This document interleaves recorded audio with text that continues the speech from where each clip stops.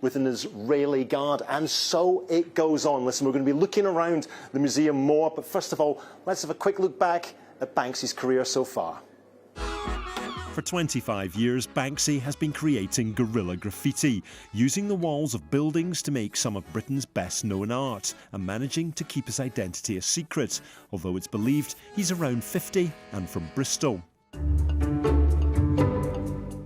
His work often uses stencils, a technique which allows him to create pictures quickly without being caught, and the themes are often both playful and political. Animals, children, and figures of authority regularly feature. There have been very few official Banksy exhibitions, but in Weston-super-Mare in 2015 he opened Dismal Land, a large-scale collaboration with other artists which he termed a bemusement park. One of his most famous works was created in 2018. Balloon Girl had just been auctioned at Sotheby's in London for £1 million when an alarm went off inside the frame. And the picture dropped into a hidden shredder. A malfunction meant that the destruction stopped just over halfway. Banksy declared that it was now a new piece of work titled Love is in the Bin, and 3 years later the original buyer sold it for more than 20 times what they paid for it. Once, when asked to sum up his work, Banksy commented, "People say graffiti is ugly, irresponsible and childish, but that's only if it's done properly." This is the stab vest that Banksy made for Stormzy when he headlined the Glastonbury Festival. And if we look over here, one of his very famous early works, Kissing Coppers, that was originally on the wall of a pub in Brighton. This is a version, again, spray painted on the original stencil used for that. Now, let us speak to one of the two people who knew that this exhibition was going to happen. It's Gareth James, who is the manager of this gallery. And how difficult a secret has this been to keep for 2 years? It's been very difficult, so it's a great relief that we can finally say the artist's name out loud. It's been, I suppose we've had lots of funny conversations with colleagues, friends, relatives about the work that we were doing at the gallery, so it's just brilliant that it's here, it's open, and what an amazing show we've got. How did you bring in all these work? This is a big exhibition. Yep. How did you bring it all in without anyone going, "Oh, that's a Banksy"?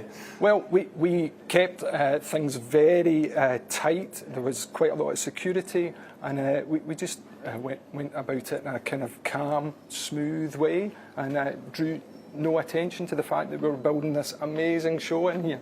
It's his first solo show for 14 years, and in the statements about the show, he makes no hiding the fact he is not a fan of the unauthorised shows that have been springing up about. How much of this show is to try and counteract those? Well, I think that's a really interesting point, because I think what we've got here is some of the original behind-the-scenes stuff. So we've got great access to the stencils, the actual stencils.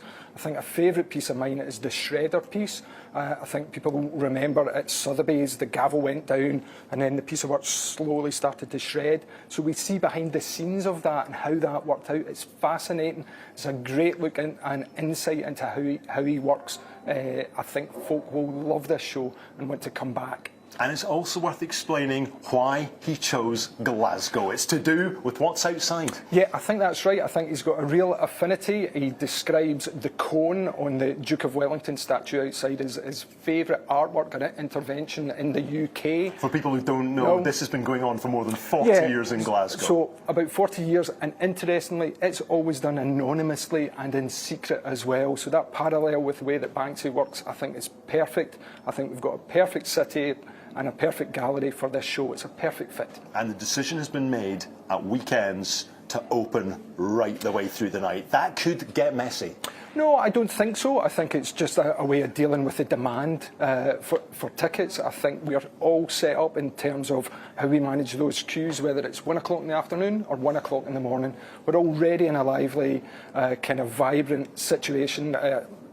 Part of the city in Royal Exchange Square. So, no, we are loving it. Can't wait. Well, thank you very much. Charlie Naga, you could head to Glasgow, have a night of clubbing, and then go straight to the Banksy exhibition. Sounds perfect. I'll put it in the diary. Thanks for that, Colin.